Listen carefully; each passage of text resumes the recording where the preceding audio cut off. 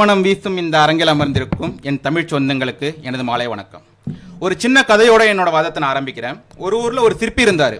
அவர் முன்னாடி ஒரு கல்லை வச்சுக்கிட்டு ஒரு உளியை வச்சு டக்கு டக்குன்னு அடிச்சிட்டு இருந்தார். அப்போ அங்கே போனவங்கலாம் கேட்டாங்க, என்னையா ரொம்ப நேரம் தட்டிக்கிட்டு இருக்கீங்களோ, ஒரு சிலையும் வரலையேன்ட்டு. அதுக்கு சிற்பி சொல்கிறாரு, நான் ஒன்றும் சிலையை செய்யலைப்பா, கல்லுக்குள்ளே இருக்கிற சிலையை நான் வெளியே கொண்டு வந்துக்கிட்டு இருக்கேன். நடுவர் அவர்களே, இன்னைக்கு புதிய ஏஐ பற்றி மக்களுக்கு இருக்கிற தவறான புரிதல் இதே தான். ஏஐ மனிதனை உருவாக்குன்னு நினச்சிக்கிட்டு இருக்காங்க. ஏஐ என்ன பண்ணுதுன்னா, மனிதனுக்குள்ளே ஏற்கனவே இருக்கிற திறமையை வெளியே கொண்டு வந்துக்கிட்டு இருக்குது. நான் உங்களுக்கு ஒரு வார்த்தை சொல்கிறேன், நீங்கள் உங்கள் மனசில் நினச்சிக்கோங்க. செயற்கை நுண்ணறிவுனா உங்களுக்கு என்ன ஞாபகம் வரும்? ChatGPT, ஜெமினி, இல்லை ஒரு மெஷின் பேசுகிற மாதிரி ஒரு வீடியோ, இது மட்டும் தானே? இதுதான் நம்ம செய்கிற ஒரு மிகப்பெரிய தப்பு.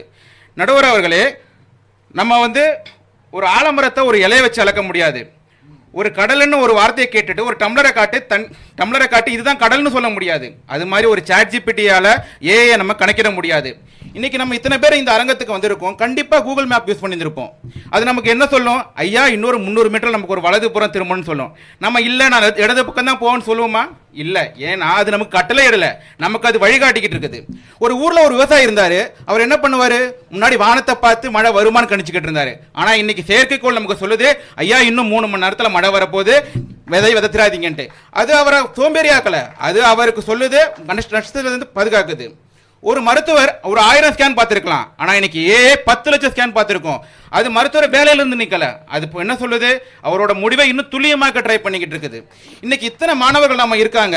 அவங்கெல்லாம் சொல்லுங்க, நீங்கள் ஃபிசிக்ஸ்லாம் நிறைய படிச்சிருப்பீங்க, நிறைய படிச்சிருப்போம். நம்ம அதை நம்ம புத்தகத்தில் படிக்கிறது ஈஸியாக இருந்ததா, இல்லை ஒரு அனிமேஷனில் படிக்கிறப்ப நமக்கு புரிஞ்சுதா ஈஸியா? உண்மையை சொல்லுங்க. ஏன்னா நமக்கு காட்சி புரிதல் ஈஸியா இருக்குது. அந்த காட்சியை கொடுக்கறது யாரு? ஏஐ. நடுவர் அவர்களே, செயற்கை நுண்ணறிவை பத்தி சொல்லும் பொழுது எனக்கு ஒரு காட்சி நினைவுக்கு வருது. ஒரு பார்வையில்லாத மாணவி, அவ கையில ஒரு புக் இருக்குது. அந்த பொண்ணுக்கு எழுத்துனா என்னன்னே தெரியாது. ஆனா இன்னைக்கு அந்த புத்தகம் அந்த பொண்ணுகிட்ட பேசிக்கிட்டு இருக்குது. யார் பேசுறது? ஏஐ. நடுவர் அவர்களே, அது அந்த பொண்ணுக்கு அந்த புத்தகத்துக்கு குரல் கொடுக்கல, அந்த பொண்ணோட கனவுக்கு குரல் கொடுத்துட்டு இருக்குது. அதனால நான் என்ன சொல்றேன், ChatGPT வச்சு நம்ம ஏஐ கணக்கிட முடியாது. நடுவர் அவர்களே, இன்னைக்கு இந்த தலைப்புல எனக்கு சிறந்த பிடிச்ச ஒரே வார்த்தை என்னதுன்னா, செயற்கை நுண்ணறிவு இல்லை, செதுக்குன்ற வார்த்தை. ஏன்னா ஒரு பொருளை உருவாக்குறது கூட ஈஸி, ஆனால் செதுக்குறது ரொம்ப கஷ்டம். ஒரு மரத்தை ஈஸியாக வெட்டிடலாம், ஆனால் அந்த ஒரு மரத்தை வச்சு வீணை பண்ணுறதுக்கு நமக்கு 2 மாதத்துக்கு மேலே ஆகும். இப்போ நான் அந்த ஓரத்தில் இருந்து கேட்டுட்டு இருந்தேன். எனக்கு எதிரணி நண்பர்கள் பேசுறதையும், இதுக்கு முன்னாடி கவிதையில் ஒருத்தவங்க சொல்லிட்டு போனாங்க ஏஐ எவ்வளோ டேஞ்சரஸ்ன்ட்டு. ஆனால் எனக்கு இதில் என்ன புரிய வருதுன்னா, அவங்க ஏஐ பற்றி கவலைப்படலை, ஏஐ நம்ம எப்படி யூஸ் பண்ண போகிறோன்றதை பற்றி தான் அவங்க ரொம்ப கவலைப்பட்டுக்கிட்டு இருக்காங்க. ஆனால் நம்ம ஒன்று மறந்துடக்கூடாது, கத்தியை வச்சு கொலையும் செய்யலாம், அதே கத்தியை வச்சு நம்ம சிகிச்சையும் பண்ணலாம். தீயை வச்சு வீட்டை எரிக்கலாம், அதே தீயை வச்சு ஒருத்தரோட பசியும் போக்கலாம். அவங்க என்ன சொன்னாங்கன்னா, ஏஐ மனிதனை சோம்பேறி ஆக்குதுன்றாங்க. நடுவர் அவர்களே, ஏஐ நம்மளுக்கு சோம்பேறி ஆக்கலை. முன்னாடி இதே தான். முன்னாடி எனக்கு எங்கள் பாட்டி சொன்ன ஒரு கதை விஷயம் ஒன்று ஞாபகம் வருது. வாஷிங் மிஷின் வந்துச்சு, மிக்சி கிரைண்டர் வந்துச்சு. என்ன சொன்னாங்க? யாருமே நீ வேலையை பண்ண மாட்டேன்னு சொன்னாங்க. அப்படியா இருக்குது ஆன்சர் நமக்கு என்னோட எதிரணி சொல்லுவாங்க. டிராக்டர் வந்தப்ப என்ன விவசாயம் எழுந்துச்சா? அப்படிலாம் இல்லையே. நான் சொல்றேன், ஏஐ நம்மளோட நேரத்தை கண்டிப்பாக மிச்சப்படுத்தும். ஆனால் அந்த மிச்சப்படுத்தினத்தில் நம்ம அதை நெட்ஃப்ளிக்ஸ் பார்த்து வேஸ்ட் பண்ண போறோமா, இல்லை புதிய கண்டுபிடிப்பு பண்ண போறோன்றது அது நம்ம கையில் மட்டும்தான் இருக்குது. எதிரணிக்காரங்க சொன்னாங்க ஏஐ வராதனால மக்கள் யோசிக்கவே மாட்டாங்கன்னு. நடுவர் அவர்களே, முன்னாடி கம்ப்யூட்டர் வந்தப்போ இதே சொன்னாங்க, யாரும் ஸ்கூலுக்கு போக மாட்டாங்க, புத்தகத்தை எடுக்க மாட்டாங்கன்ட்டு. அப்படியா இருக்குது? இல்லையே. ஏஐ கிட்ட கேள்வி, ஏஐ நமக்கு ஆன்சர் சொல்லும், அது உண்மைதான். ஆனால் கேள்வி கேட்கிற இடத்துல இருக்கிறது யாரு? மனிதன் மட்டும்தான். ஏன்னா ஏஐன்றது ஒரு சிற்பி, ஏஐன்றது ஒரு உளி மட்டும்தான். ஆனால் அதை சிரிக்கிற சிற்பி யாரு?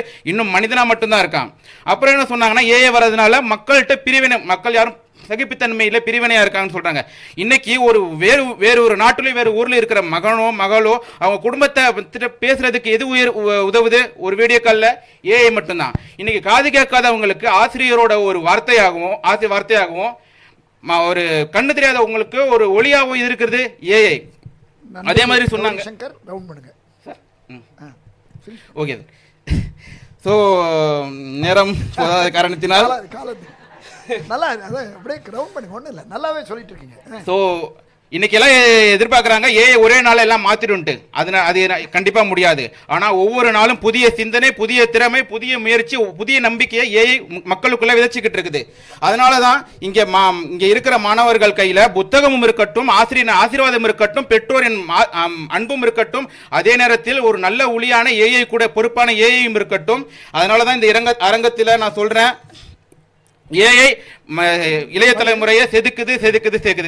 நன்றி, வணக்கம். ஒரு நல்ல கருத்தை விதைச்சிருக்காரு.